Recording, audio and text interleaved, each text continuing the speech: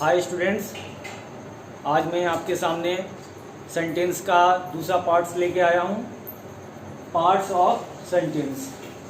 Sentence के दो parts होते हैं, पहला सब्जेक्ट और दूसरा प्रेडिकेट।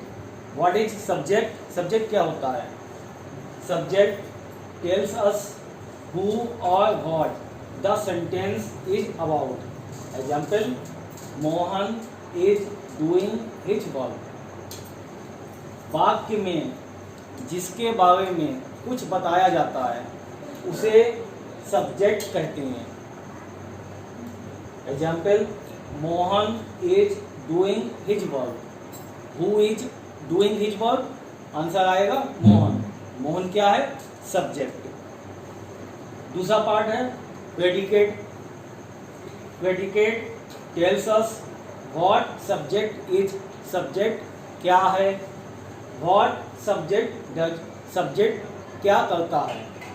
सब्जेक्ट के बारे में वाक्य में जो भी कुछ कहा जाता है, बताया जाता है, उसे प्रेडिकेट कहते हैं।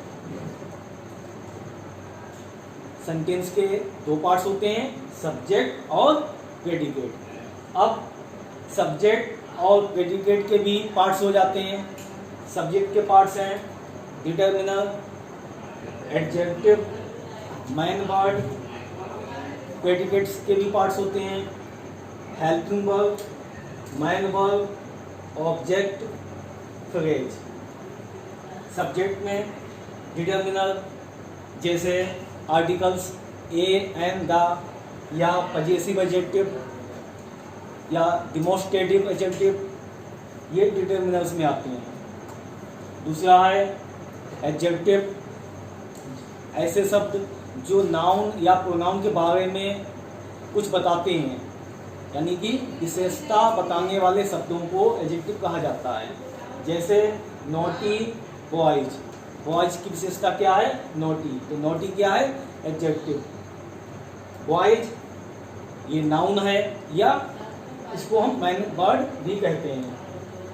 Are helping verb, beating main verb, him object, in the class phrase. Phrase किसे कहते हैं? A group of words that make sense but not complete sense is called phrase.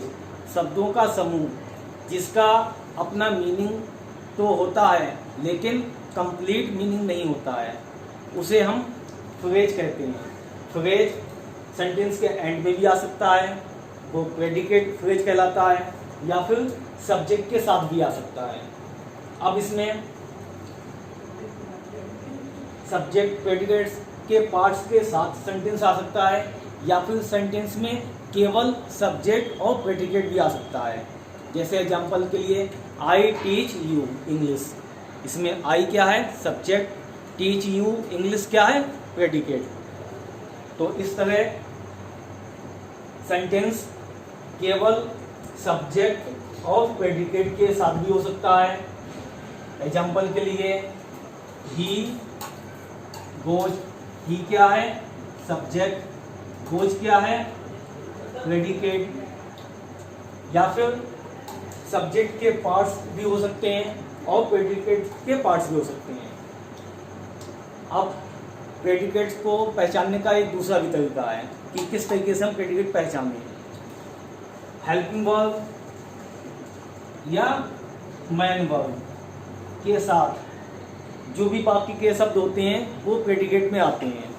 Helping verb कौन कौन से होते हैं? जैसे is, are, am, was, were, will, shall, और जितने भी मॉडल्स होते हैं सभी हेल्पिंग वर्ब्स में आते हैं।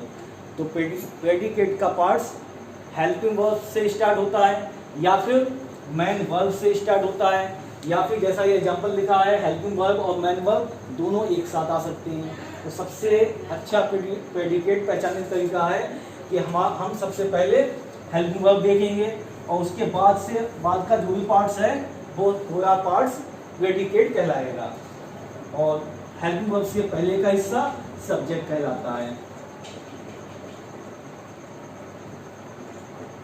Okay, bye students, have a nice day.